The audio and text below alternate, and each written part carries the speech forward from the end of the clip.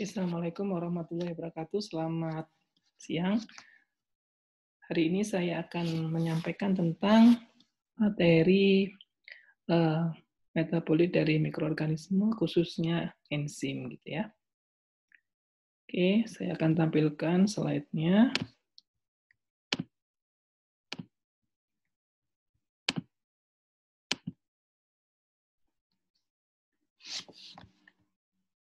Jadi topik kita hari ini adalah microbial enzyme, fokusnya ke produksi dan aplikasi.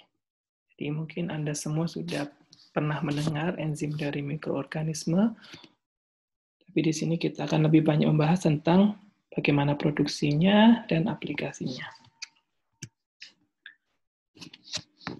Ada beberapa mikrobial metabolit ya, jadi ada beberapa metabolit dari mikroorganisme, diantaranya asam amino, asam organik, vitamin, kemudian bahan tambahan dan enzim ya.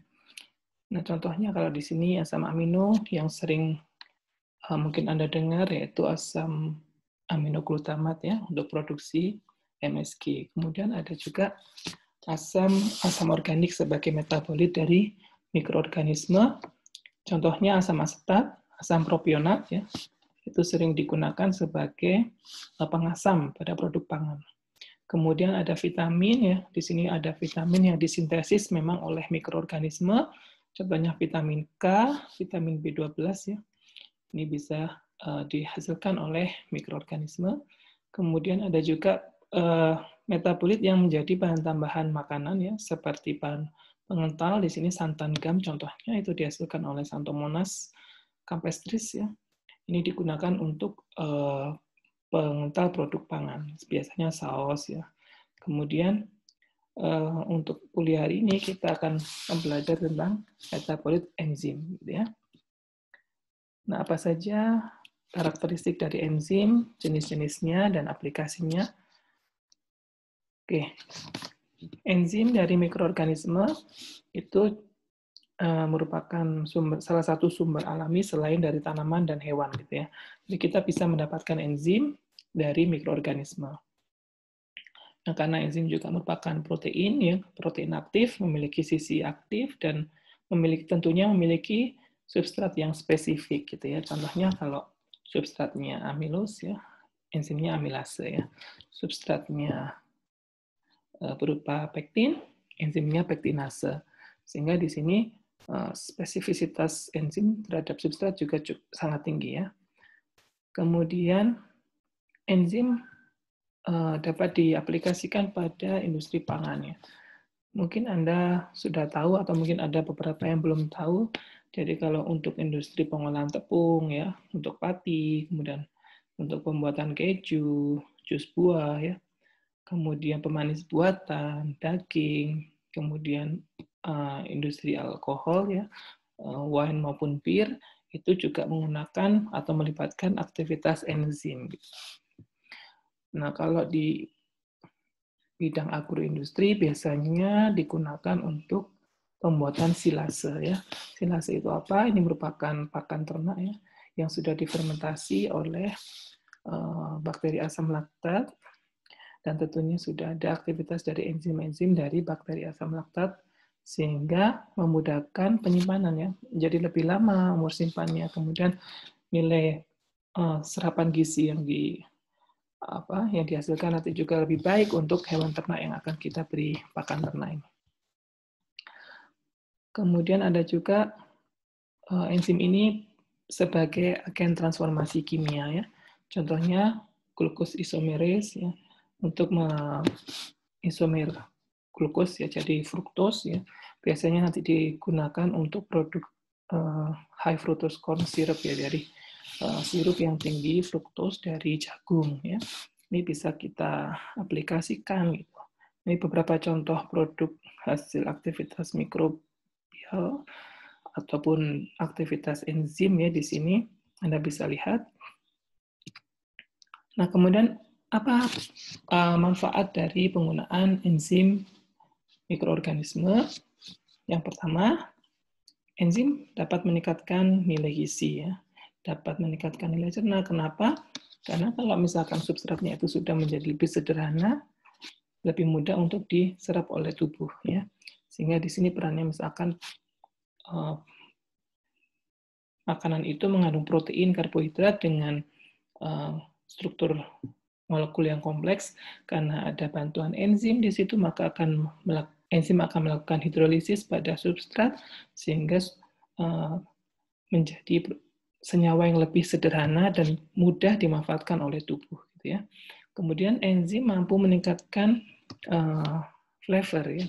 Jadi ada beberapa enzim lipase, contohnya enzim lipase itu mampu membentuk flavor yang spesifik ya, senyawa turunan ester, sehingga mampu memberikan aroma yang khas pada produk pangan.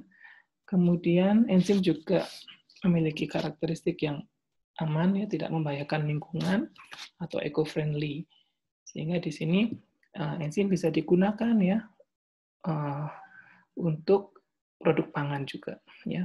Dari dulu juga sudah banyak diterapkan gitu ya.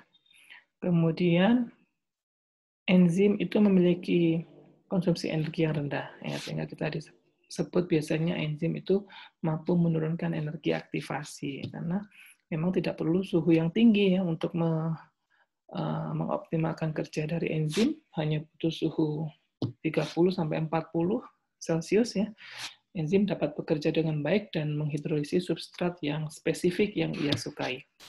Kemudian juga dapat diaplikasikan untuk pengolahan aneka produk olahan seperti olahan daging, ya, roti, kemudian industri bir, ya, itu biasanya juga memanfaatkan enzim dari mikroorganisme. Oke, selanjutnya kita lihat ya video tentang enzim.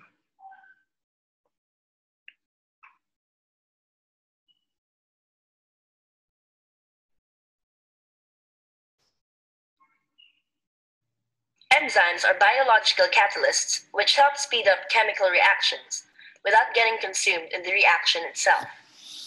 They break down, build up, or convert substrates into new products. Some enzymes present in living organisms include amylase, protease, lipase, and catalase. When it comes to industry, the uses and roles of enzymes vary widely. Some processes aided by enzyme include tanning leather, extracting juice from fruits, making cheese, baking bread, brewing and distilling beer, and much more. The processes are sped up since enzymes are catalysts of chemical reactions. They won't usually require very high temperatures to operate.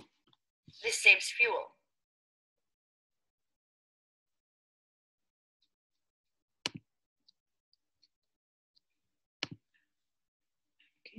Untuk video selanjutnya Anda bisa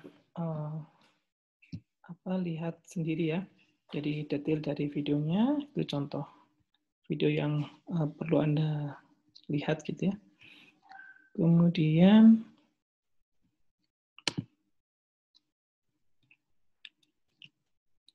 untuk aplikasi di industri, karena mata kuliah ini adalah bioteknologi pangan, jadi arahnya lebih banyak ke pangan ya.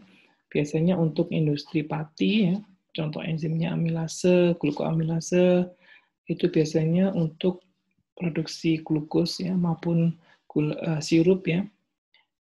Dikerja dari enzim-enzim ini itu berperan untuk konversi pati menjadi glukosa ya, dan bahkan penggunaan glukos isomerase untuk mengkonversi glukos tadi menjadi fruktos ya. Kemudian untuk industri yang berbasis susu ya, ini menggunakan enzim renin dari lambungnya anak sapi ya, dari anak sapi yang nantinya digunakan untuk membuat keju ya, untuk proses koagulasi. Kemudian contoh yang lain untuk industri minuman beralkohol ya, seperti amilase, itu glukanase digunakan untuk menghidrolisis pati pada barley ya. Jadi minggu lalu saya juga sudah menjelaskan ya tentang peranan dari amilase pada produk minuman beralkohol ya. Jadi kalau barley itu punya maltose, ya maltose-nya itu juga masih mengandung beta-glukan. Beta-glukannya ini menjadi masalah sehingga perlu enzim lain selain amilase, ya. Ada glukanase, dan beberapa kandungan protein pada barley juga menjadi pengganggu untuk proses klarifikasi wine atau bir yang akan diolah. Sehingga di sini peranan dari enzim-enzim ini untuk mempertahankan karakteristik bir yang dihasilkan nanti. Kemudian untuk industri baking atau roti, ya, untuk industri berbasis serealia, ini digunakan untuk memperbaiki tekstur dari roti, ya, dari daya kembangnya, kemudian kelembutan dari roti itu sendiri. Biasanya enzim yang digunakan kelompok enzim silanase, ya. Kemudian selain enzim-enzim yang sudah saya sebut, ada juga enzim pektinase, ya. Pektinase untuk melakukan penjernihan pada jus, ya. Nah, oke, kita bahas satu persatu untuk amilase. Apa itu amilase? Kalau dari namanya, berarti amilase ini mampu menghidrolisis amilos, ya. Sehingga dari nama kita sudah tahu substratnya amilosa, enzimnya amilase. Nah, enzim ini sangat penting, ya, di industri pangan karena merupakan enzim yang banyak sekali diproduksi terkait dengan proses pengolahan tepung maupun pati, gitu, ya.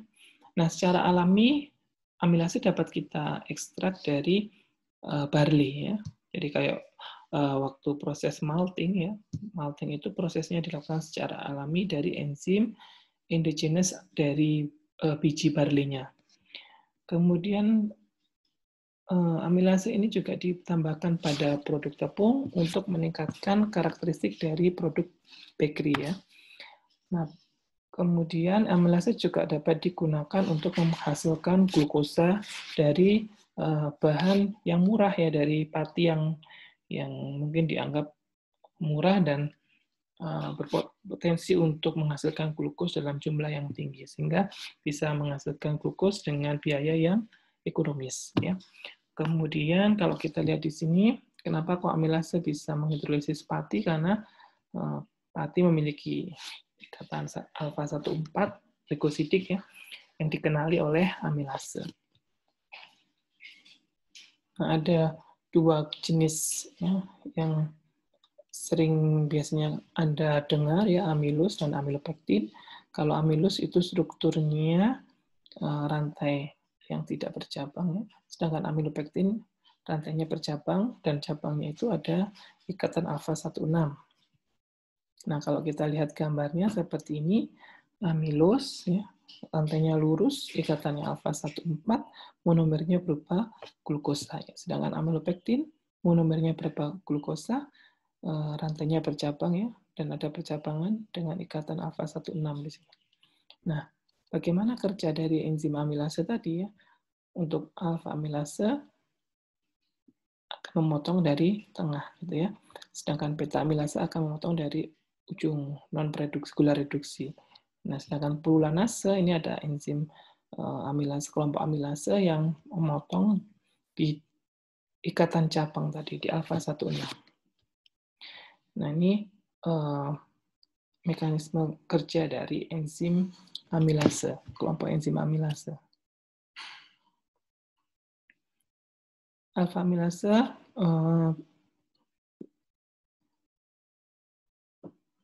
lebih memilih ke pemutusan ikatan alfa 1,4, ya, pada pati, sedangkan beta amilase pada ujung non-reduksi, ya. Hanya kalau kita lihat di sini, beta amilase, hasil dari potongan beta amilase akan menghasilkan senyawa yang berukuran besar, ya, dan biasanya berupa maltose, ya. Nah, tentunya semua ini juga tergantung dari tujuan Anda, ya. Anda mau menghasilkan produk apa, glukosnya, maltosnya, atau produk yang spesifik yang Anda inginkan apa, gitu, ya.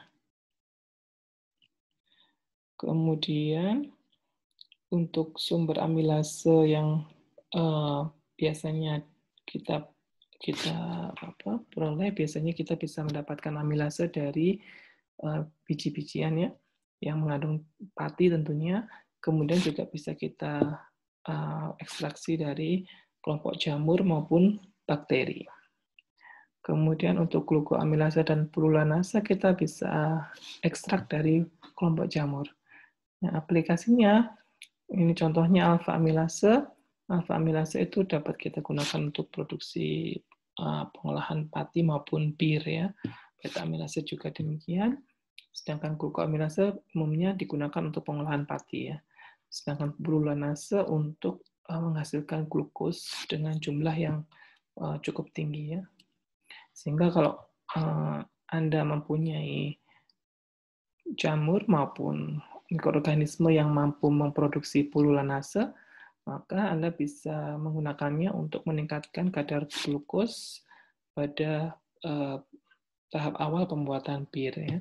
Sehingga harapannya konsentrasi etanol yang dihasilkan juga tinggi ya.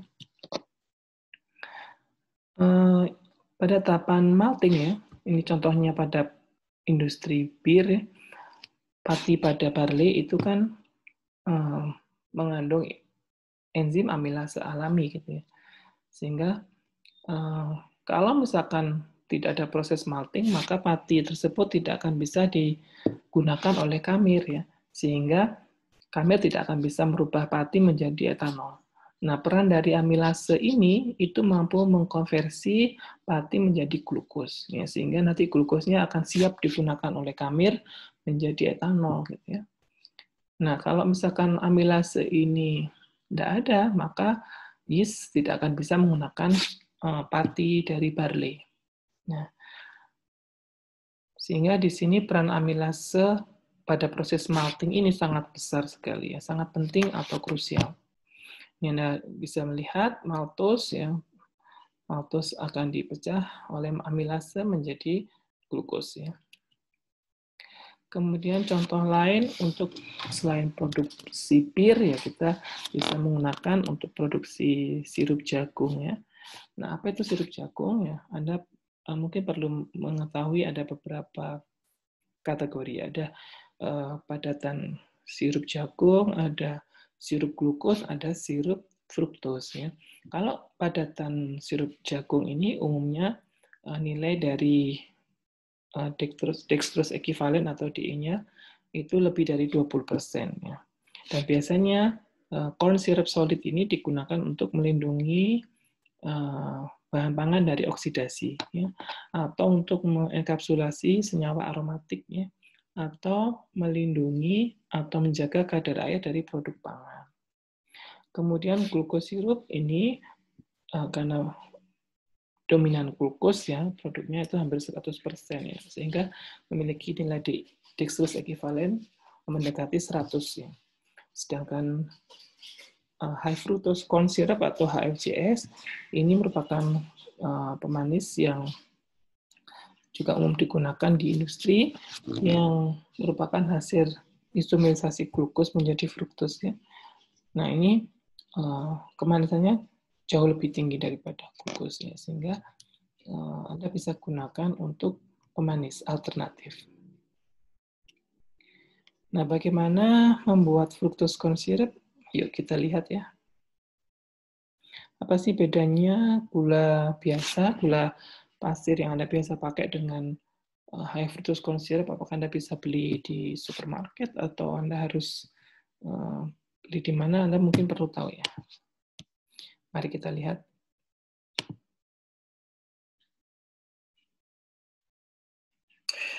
Hi, I'm Dr. Amy Killen. I have my own medical practice, and I've been using Doodly now for a few weeks to create these really fun. So what's the difference between high fructose corn syrup and sugar? You know, it seems like high fructose corn syrup is in every single food and drink wrapped in plastic. You can't find it for sale alone on the shelf. And since there's a little bit of mystery about this stuff, let's take a look at how different these two sweets are and settle this once and for all.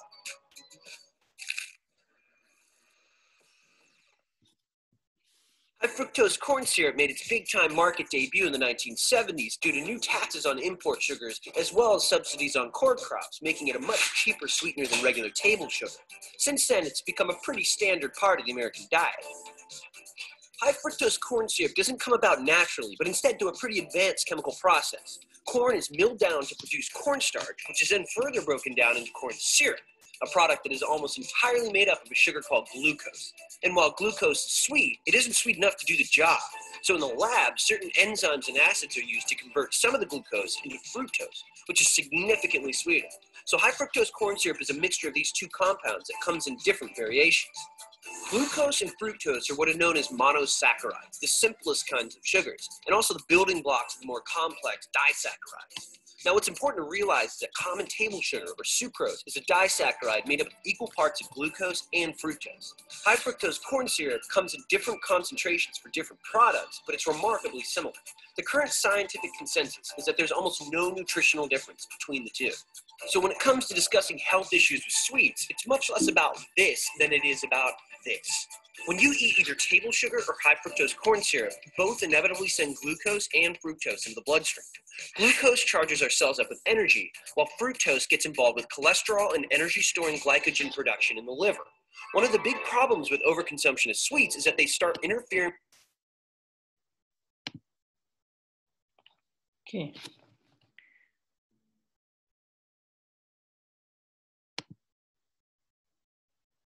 Nah, bagaimana cara produksinya? Ya, ini Anda bisa lihat.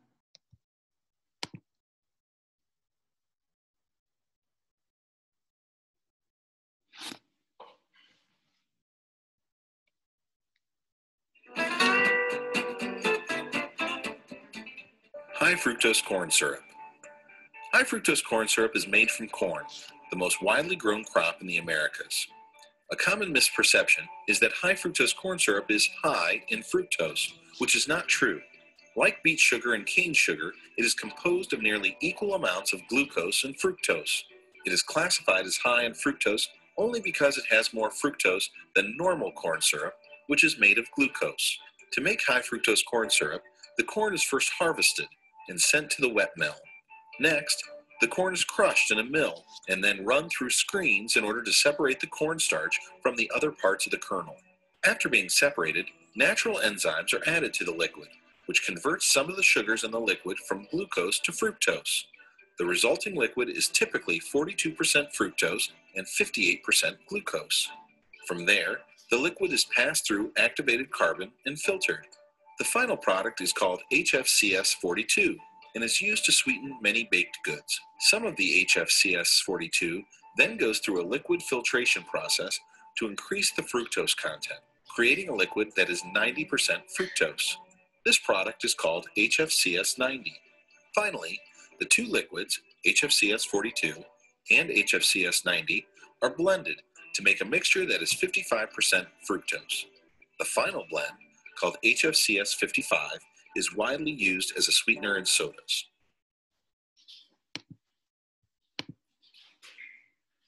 Oke ya, jadi proses pengolahannya ada penambahan enzim isomerase ya, glukos isomerase. Good grammar and spelling. Untuk mengkonversi glukos menjadi fruktose ya. Dan ada dua jenis konsentrasi fruktos. Tadi ada konsentrasi HFCS 42% dan 90% yang nanti dicampur di blending dan final konsentrasinya 55%. Ya. Nah, untuk tahapan dari degradasi pati ya, secara enzimatis itu umumnya ada 4 tahapan. Yang pertama adalah liquefaction ya. Jadi ini pati dipanaskan suhu 95 derajat Celcius oleh dan ditambahkan enzim yang tahan terhadap suhu tinggi ya. Contohnya amilase. Alfa amilase itu bisa tahan pada suhu sekitar 70 hingga 80 ya.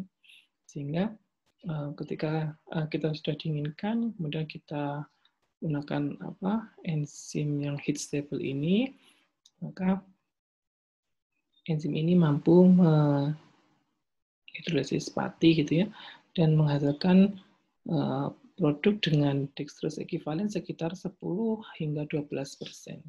10-12 ya. Kemudian tahap yang kedua adalah sakarifikasi. Di sini ada glukoamilase. Glukoamilase yang dihasilkan biasanya dari Aspergillus ya, dari kelompok Aspergillus ya. Kemudian enzim ini mampu menghasilkan glukos dari ujung non-reduksi dari pati. Kemudian contoh lain sakarifikasi ya tentunya ada beberapa jenis enzim maupun mikroorganisme yang berperan pada proses sakarifikasi. Contohnya puluranase dari Bacillus ini mampu menghidrolisis ikatan alfa-1,6 pada pati. Kemudian proses sakarifikasi ini biasanya dilakukan pada suhu yang cukup tinggi ya. Sehingga untuk mengurangi karamelisasi karena sudah terbentuk banyak gula atau glukos ya, itu cenderung gampang terjadi reaksi karamelisasi sehingga suhu diturunkan hingga 60 atau di bawahnya. Kemudian proses ini ya itu juga menghasilkan produk yang tergantung dari enzim yang Anda gunakan. Misalkan Anda menggunakan beta amilase, maka produk dari proses sakarifikasi ini berupa maltos ya. Jadi contoh produknya juga tergantung dari enzim maupun mikroorganisme yang Anda gunakan. Tahapan yang ketiga adalah purifikasi ya. Jadi di sini tahapan untuk memisahkan antara enzim dengan produk ya. Jadi contohnya di sini digunakan arang aktif ya. Arang aktif digunakan untuk proses filtrasi ya. Untuk memisahkan untuk mengabsorpsi senyawa yang menyebabkan warna coklat pada proses tahapan sebelumnya. Jadi kalau tidak ada proses purifikasi ini, maka produk yang dihasilkan biasanya berwarna kecoklatan ya, karena ada reaksi karamelisasi tadi. Nah, untuk menghilangkan warna coklat atau dekolorisasi produk, bisa kita gunakan arang aktif ya. Kemudian difiltrasi supaya arangnya dihilangkan ya. Sorry ya, tadi ini bukan enzim yang dihilangkan, tapi menghilangkan senyawa yang menyebabkan warna coklat tadi.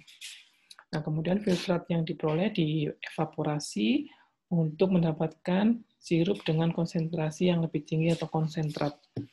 Nah, tahapan yang terakhir yaitu berupa isomerisasi. Jika misalkan Anda ingin membuat fruktos yang konsentrasi tinggi, ya maka Anda tambahkan enzim glukos isomerase. Contohnya dari Streptomyces, ya kelompok Streptomyces mampu menghasilkan glukos isomerase yang tujuannya untuk mengisomerisasi atau merubah struktur glukosnya menjadi fruktos. Dan umumnya kurang dari 50% atau kita mentok 50% glukos yang dihasilkan dari proses isomerisasi ini. Nah, kalau misalkan Anda menggunakan enzim silus isomerase ya, yang memiliki afinitas terhadap gula yang lebih rendah dibandingkan glukos isomerase, maka fruktos yang Anda peroleh juga jauh lebih rendah ya dari glukos isomerase. Karena glukos isomerase memiliki afinitas yang lebih baik terhadap glukos dibandingkan silus isomerase. Sehingga dari sini Anda bisa menentukan enzim apa yang perlu Anda gunakan, kemudian mikroba apa yang juga bisa Anda gunakan untuk tahapan ini. Ya. Contoh lain untuk produk bakery ya, selain tadi untuk produk fructose sirup ya, alfa amilase misalkan, ini mampu memperbaiki kualitas dari roti atau adonan roti ya, mampu menurunkan viskositas adonan sehingga menyebabkan pengembangan rotinya lebih baik ya, volumenya lebih baik, kemudian mampu meningkatkan proses dekstrinisasi pada suhu tertentu sehingga memperbaiki warna dan aroma dari produk bakery. Ya, kemudian mampu meningkatkan penyediaan gula ya pada proses fermentasi sehingga karbon dioksida yang dihasilkan juga lebih banyak ya, volumenya jadi lebih mengembang. Kemudian mampu meningkatkan daya simpan karena ada pembentukan senyawa bermolekul rendah ya dari pati yang berkaitan dengan proses rekristalisasi ya. Sehingga ini juga mampu memberikan efek peningkatan umur simpan. Kemudian ada juga enzim selain amilase, yaitu hemiselulase. Enzim ini biasanya digunakan untuk menghidrolisis hemiselulose, ya. Di mana hemiselulose ini kan merupakan komponen yang tidak larut air, ya, insoluble komponen, yang umumnya banyak sekali terdapat di jaringan tanaman, ya, di dinding tanaman, ya, dinding sel tanaman. Kemudian enzim ini dapat juga digunakan untuk produk bakery, ya, sehingga untuk menghidrolisis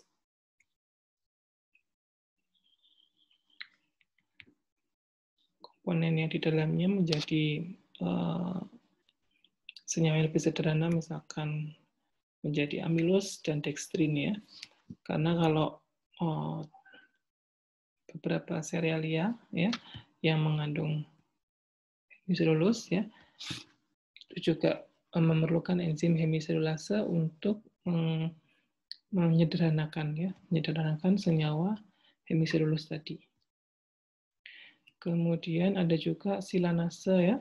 Silanase ini dapat menghidrolisis silan, ya, di mana silan juga merupakan komponen dari tanaman, ya, dari dinding sel tanaman, yang rantai utamanya itu berupa silos, ya, silose, ya, dengan ikatan beta 1,4, dan rantai sampingnya berupa asam glukuronat, arabinose, ya, galaktos, dan senyawa lain. Ini juga ada arabinoksilan, ya. Ini arabinoksilan, salah satu contoh dari silan, ya. Kemudian ada pektin, ya. Pektin merupakan senyawa yang tersusun atas asam galakturonat, ya, dengan ikatan alfa 1,4 dengan gugus samping berupa arabinan, ya, atau arabinogalaktan atau rhamnosa, ya. Ini juga menjadi bagian yang penting dari tanaman karena seperti perekat, gitu, ya, seperti perekat dari jaringan tanaman.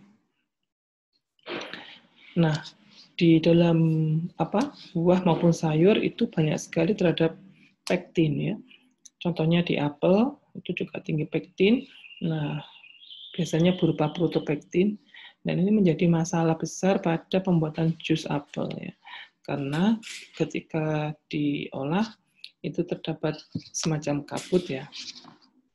Kabut atau kurang jernih, gitu, ya. Sehingga perlu enzim pektinase yang biasanya diperoleh dari Aspergillus, ya, kelompok Aspergillus.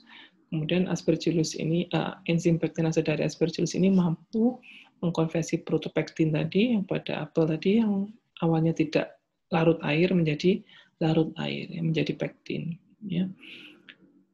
Jadi selain pada jus apel, juga pada jus jeruk, ya, karena jus jeruk juga tinggi pulpnya. Nah, untuk menjernihkan ini juga untuk menjernihkan jus jeruk ini bisa menggunakan enzim pektinase, ya.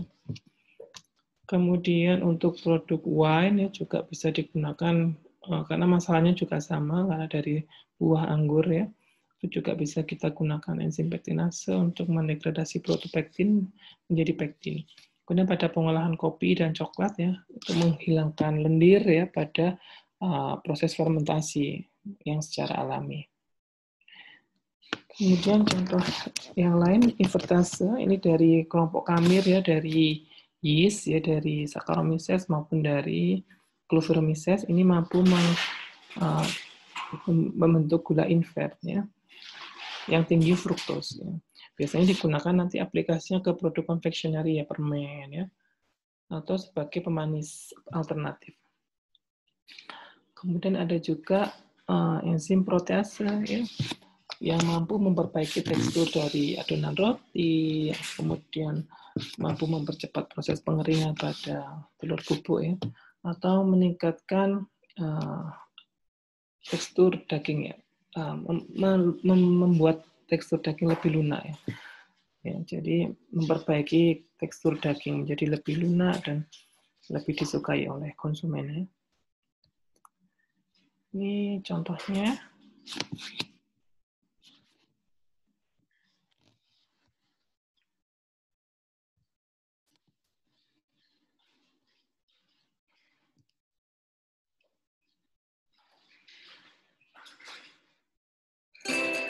everyone, I'm Dr. Deepika Malik.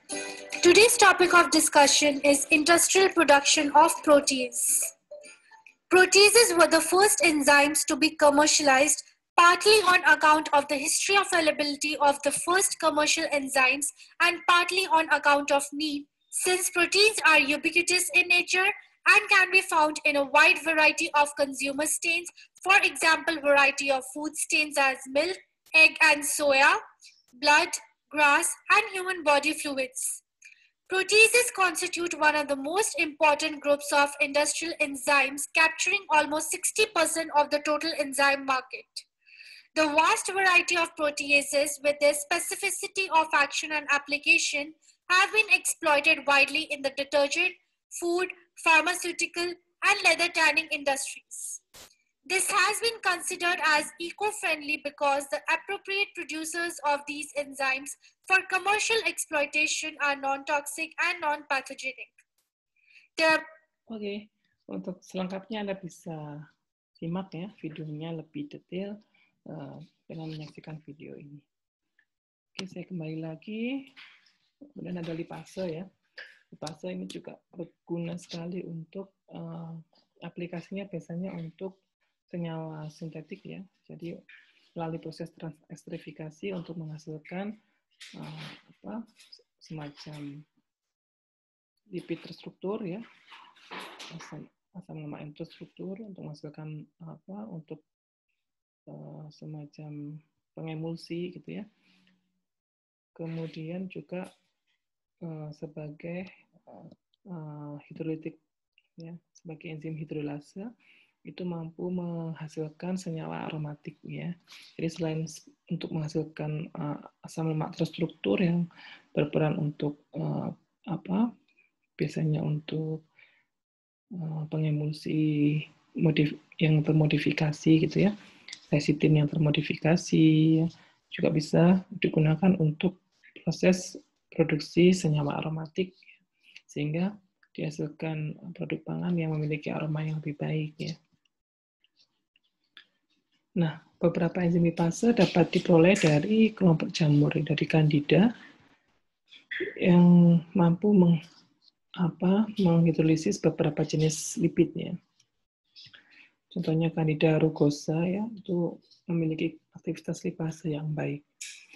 Nah, ini contoh dari properties sebagai transesterifikasi, ya, hasil dari proses transesterifikasi ya. Di sini ada asam lemak yang diinginkan ya. Kemudian enzim lipase yang spesifik akan memutus asam lemak ikatan ester di lipida ini sehingga akan dihasilkan asam lemak target yang diinginkan gitu.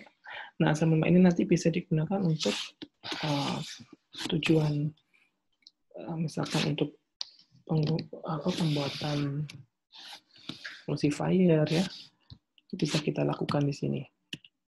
Kemudian bagaimana tadi ada banyak sekali macam enzim, bagaimana kita memproduksi enzim dari mikroorganisme. Tentunya yang pertama adalah strateginya Anda harus memilih jenis mikroorganismenya, apakah dari jamur, dari kamir, maupun dari bakteri. Kemudian Anda harus pilih bahan baku atau substrat ini tentunya menyesuaikan dari mikroorganisme yang Anda gunakan.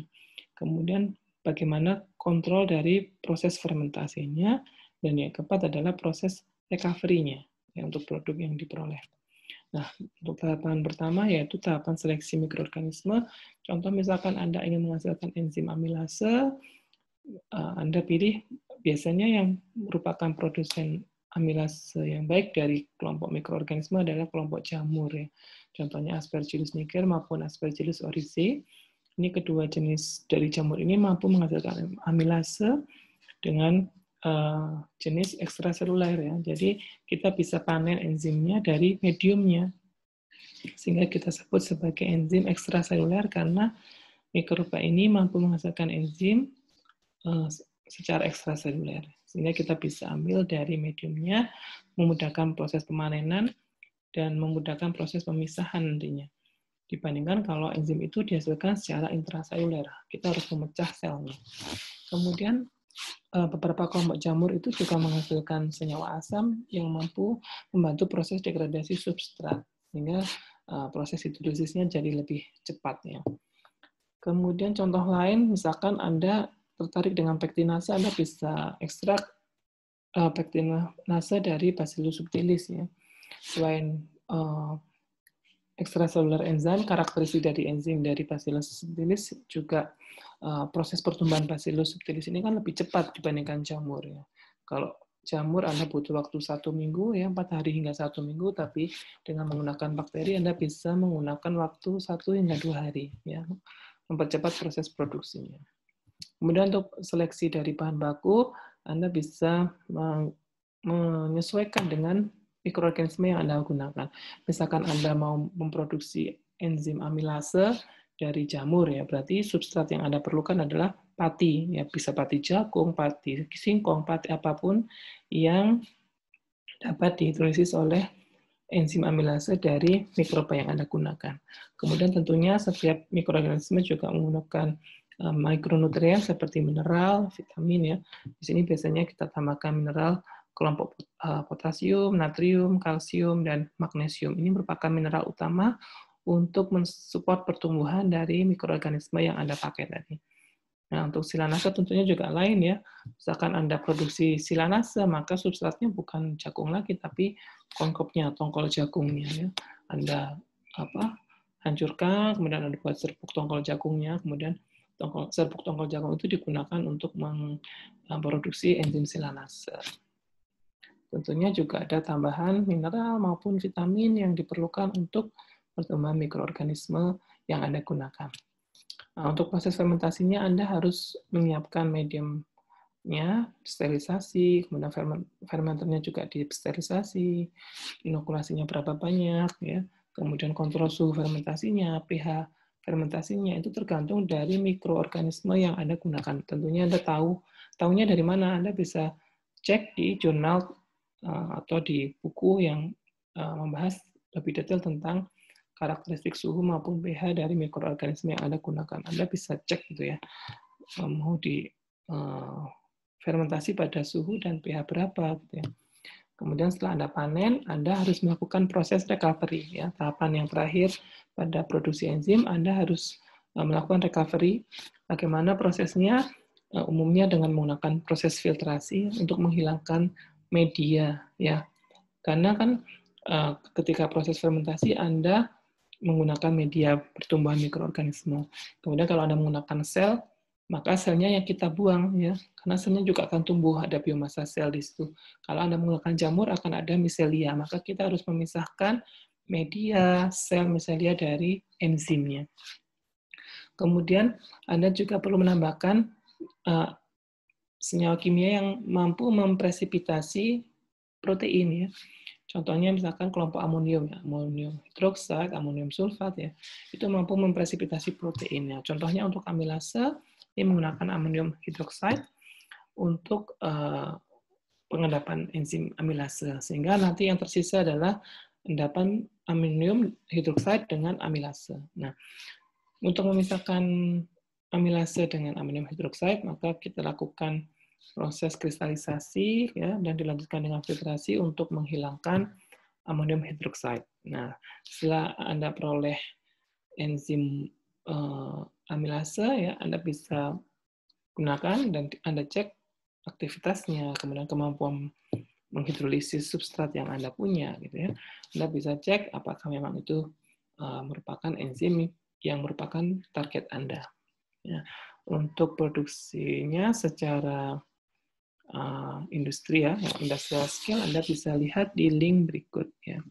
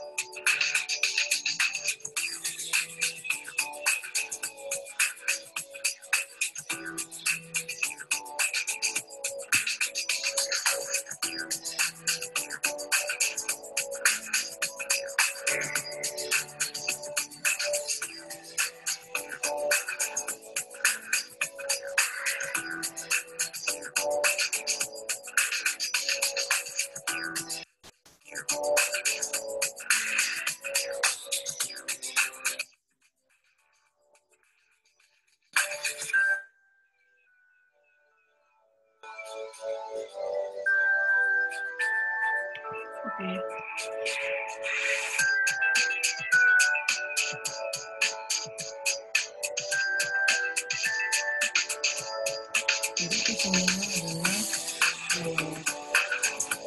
materi kuliah hari ini ya.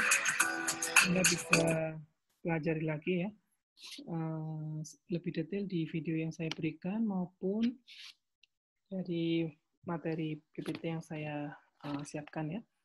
Oke, sekian, terima kasih. Wassalamualaikum warahmatullahi wabarakatuh.